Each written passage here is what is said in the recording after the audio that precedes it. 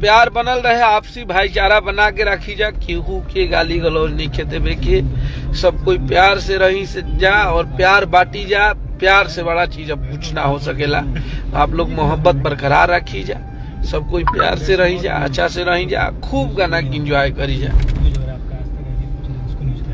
खेसारी भैया को दाढ़ी रखने के लिए अब की इस बार बोल दिए हैं भाई, क्योंकि जो सिनेमा चल रहा था ना उसमें विदाउट दाढ़ी का सीन था, इस वजह से उनका दाढ़ी कम था। हर की उठा भोले दानी पलानी में आजा, अरे की लाइल बानी अपना गावे से गांजा, उठा भोले दानी पलानी में आजा। सबके प्रणाम बा और सबके हर हर महादेव बा। कहे से कि सावन के महीना चला था और आप सबके भाई के बेरा गाना एक वायरल है। देखिए दोनों गाना के कंपनी के मालिक हमारे सर लोग बैठे हुए हैं। इन लोग को गाना बना के दे दीजिए, प्रमोट कर दीजिए, शूटिंग वूटिंग करा के चढ़ा दीजिए। ये दोनों लोग हैं, ये हमारे, तो इनको कौन नहीं जानता है जग में, हमारे सुपर शेर राजीव शर्मा जी, आदरणीय श्री राजीव शर्मा जी हैं। ये हमारे विकास गुरु जी हैं।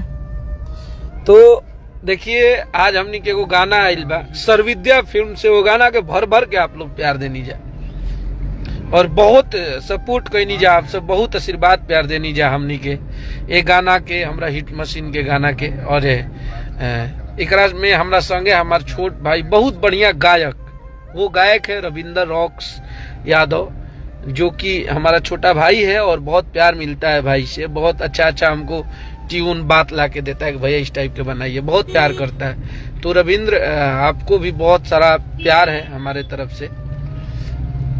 लो भैया को फोन आओ देख से।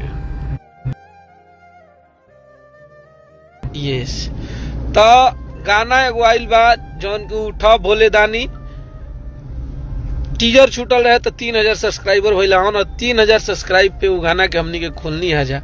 और क्या प्यार दिया है आप लोगों ने, जियो मेरी जान। अखिलेश भैया मैं आपके साथ हूँ, भैया मैं आपके, अरे मेरे भाई सब लोग प्यार कीजिए और पूरा भोजपुरी को प्यार कीजिए, अपने हिट मशीन को प्यार कीजिए, खेसारी भैया को कीजिए, पवन भैया को कीजिए, सब भोजपुरी के सुपरस्टारों को कीजिए। हमें अब भोजपुरी को बड़ा करना है, मोहब्बत बनैले रही जा।